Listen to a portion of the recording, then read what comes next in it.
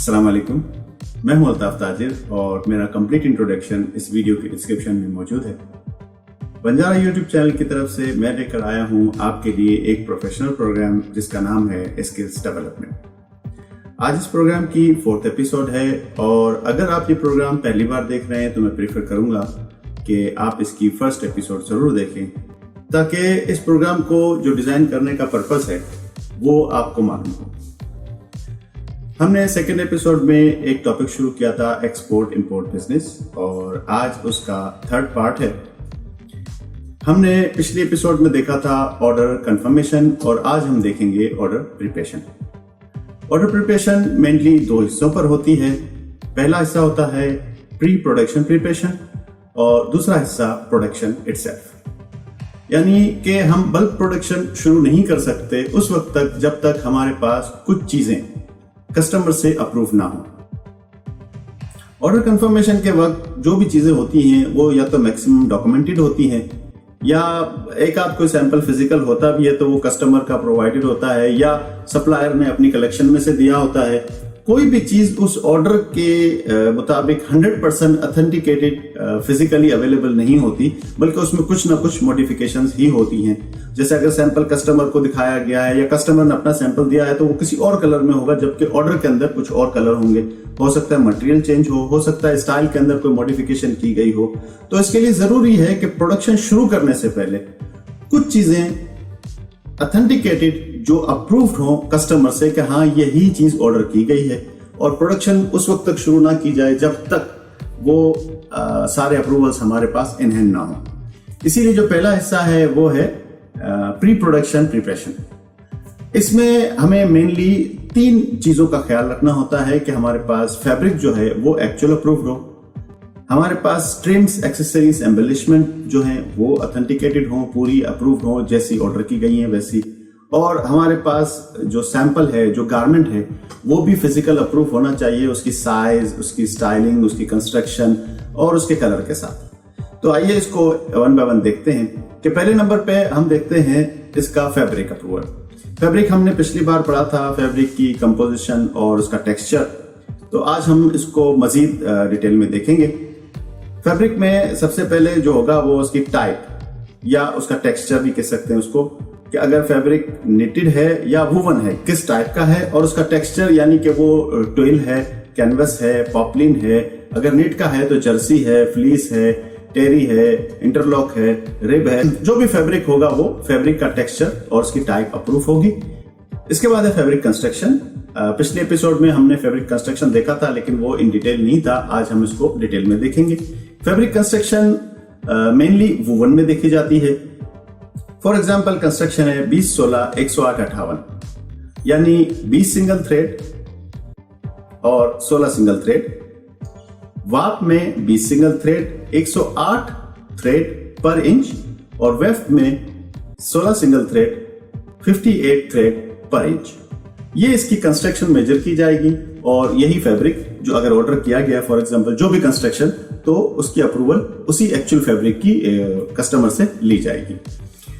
Knitted fabric में जो yardstick होती है वो कंस्ट्रक्शन नहीं होता बल्कि वो होता है GSM यानी ग्राम्स पर स्क्वायर मीटर। ऑब्वियसली जाहिर है कि मीटर बाय मीटर का फैब्रिक अगर उसको वेट किया जाए तो जो भी उसकी ग्रामेज आएगी वो उस फैब्रिक का स्टैंडर्ड होता है। यानी अगर हम कह लें कि 260 ग्राम का फैब्रिक है, 260 GSM का फैब्रिक है, तो वो मीटर बाय मीटर के फैब्रिक को अगर वेट किया जाए तो 260 ग्राम आए तो उसे हम 260 GSM का फैब्रिक कहेंगे। नॉट एग्जैक्टली कि 260 ग्राम है तो 260 ग्राम एग्जैक्टली नहीं होता, इसमें प्लस माइनस 5% तक की टॉलरेंस अलाउ होती है। यानी 260 GSM से 5% कम भी होगा वेट तो भी फैब्रिक अप्रूव कहलाएगा, और 260 GSM से 5% प्लस भी होगा तो भी फैब्रिक अप्रूव होगा। इसके बाद है फैब्रिक कंपोजिशन। कंपोजिशन हम पिछले एपिसोड में देख चुके हैं, जैसा कि 50% पॉलिस्टर, 50% कॉटन या कॉटन, पॉलिस्टर, लास्तान, नायलॉन, जो भी कंपोजिशन ऑर्डर शीट पर मेंशन होगी उसी कंपोजिशन का एक फैब्रिक स्वैच कस्टमर से अप्रूव होगा। इसके बाद है कलर, यानी कस्टमर ने जो भी कलर ऑर्डर किए उन कलर का या तो वो कोई रेफरेंस सप्लायर को देगा या कोई नंबर, पेंटोन नंबर वगैरह, कोई भी रेफरेंस वो पहले सप्लायर को देगा और सप्लायर उसी रेफरेंस से एक फैब्रिक का स्वच्छ, जिसे लैबडिप कहते हैं, वो लैबडिप कस्टमर को भेज के उससे अप्रूव करवाएगा कलर को। अगर फैब्रिक प्रिंटेड है तो ऑल ओवर प्रिंट का एक छोटा सा टुकड़ा एज ए सैंपल अप्रूवल के लिए भेजा जाएगा, जिसे स्ट्राइक ऑफ कहते हैं। ये सब चीजें थी फैब्रिक के हवाले से जो हमने देखी। अब हम देखते हैं TRIMS, accessories and embellishment. TRIMS accessories से मुराद वो तमाम चीजें जो उस गारमेंट में अटैच होनी है, चाहे वो लेबल हो, टैग हो, बटन हो या और कोई ट्रिम जो उस गारमेंट के अंदर लग रही हो। इसके अलावा पैकिंग की ट्रिम्स और materials, poly bag, inner card, photo card या किसी भी किस्म का कोई ऐसी चीज जो पैकिंग में लग रही हो, वो सारी चीजें प्री अप्रूव होनी चाहिए। देन एम्बेलिशमेंट से मुराद है कोई भी डेकोरेटिव आइटम, यानी कोई एम्ब्रॉयडरी हो रही है, कोई प्रिंट हो रहा है, कोई स्पेशल बेज जो एम्ब्रॉयडर्ड लग रहा है कोई, तो वो सारी एम्बेलिशमेंट जो डेकोरेशन होगी उस गारमेंट के अंदर, उन सब का अप्रूवल होना भी जरूरी है। ये सब चीजें गारमेंट पे नहीं भेजी जाती, बल्कि एक छोटे छोटे टुकड़े पर सब चीजें, जैसे ट्रिम्स हैं, लेबल, टैग हैं, तो ये एक ट्रिम कार्ड के ऊपर लगाकर अप्रूवल के लिए भेजी जाती हैं। और इसी तरह से एम्बेलिशमेंट है कोई, तो वो भी एक स्ट्राइक ऑफ की शक्ल में अप्रूवल के लिए भेजा जाता है। जब ये अप्रूवल हो जाती हैं, फैब्रिक अप्रूव हो गया और ये ट्रिम्स, एक्सेसरीज, एम्बेलिशमेंट अप्रूव हो गई, इसके साथ साथ हम सैंपल भी अप्रूव कराते हैं। सैंपल के दो हिस्से होते हैं, एक होता है FNC यानी फिट एंड कंस्ट्रक्शन, और दूसरा होता है प्री प्रोडक्शन।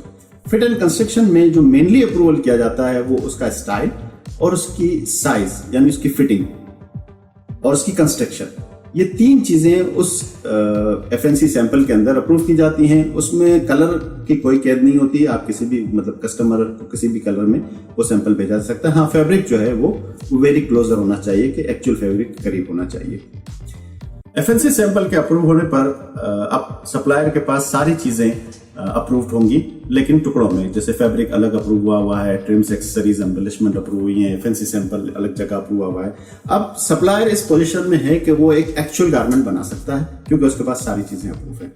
वो जो एक्चुअल गारमेंट बनेगा उसे PPS कहते हैं, यानी प्री प्रोडक्शन सैंपल।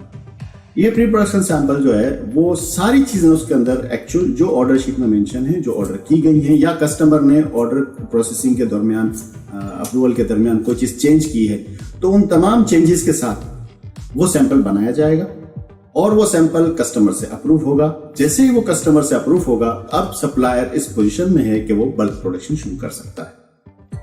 ये प्री प्रोडक्शन प्रिपरेशन थी। अब हम देखते हैं प्रोडक्शन की प्रिपरेशन। प्रोडक्शन इटसेल्फ एक इंडिविजुअल और इंडिपेंडेंट टॉपिक है।